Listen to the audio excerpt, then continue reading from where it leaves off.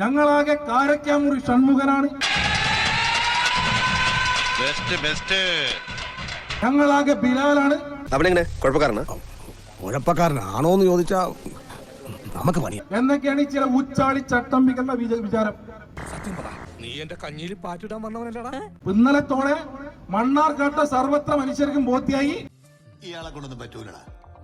കാരക്കാമുറി ഷൺമുഖനുമല്ല ബിലാലുമല്ല, ഊതിയതല്ലേ, കാറ്റടിച്ചപ്പോ മനസ്സിലായില്ലേ, പാട്ടക്കം ബഷീർ മാത്രാണ് എന്നുള്ളത് ഈ നാട്ടിലെ അവസാനത്തെ മനുഷ്യനും ബോധ്യായി. അത് പറഞ്ഞു കഴിഞ്ഞില്ല, ഇനി ഇത് നോക്കട്ടെ. പാട്ടക്കം ബഷീറാണ്. ഇനി പൊട്ട പറഞ്ഞിരിക്കരുത് ഞാൻ പടക്കം ബഷീറല്ല, ഞാൻ വീണ്ടും ബിലാലാണെന്ന്. നിങ്ങൾ ഇങ്ങനെ മാറ്റി മാറ്റി പറഞ്ഞ് ശരിയാവില്ല കേട്ടോ. സ്ഥിരത വേണം, സ്ഥിരത. അങ്ങനെയാണ് ആയിക്കോട്ടെ, ബിലാലാണെന്ന് തന്നെ വെച്ചോ.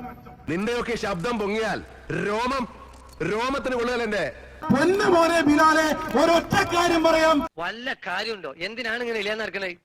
ടീച്ചർക്ക് കൊച്ചിയിൽ വേറെയും ഉണ്ട് മക്കൾ. ഒരു കയ്യബദ്ധം നാറ്റുകരുത്. ആ മക്കളെ ഇറങ്ങി നിന്നാൽ തായിപ്പിടോണിയുടെ മുട്ടിന്റെ ചിരട്ട കാണൂല. തോന്നിയാസം പറഞ്ഞു നടന്നാലുണ്ടല്ലോ നാട്ടിലടിച്ചാൻ സൂപ്പാക്കും.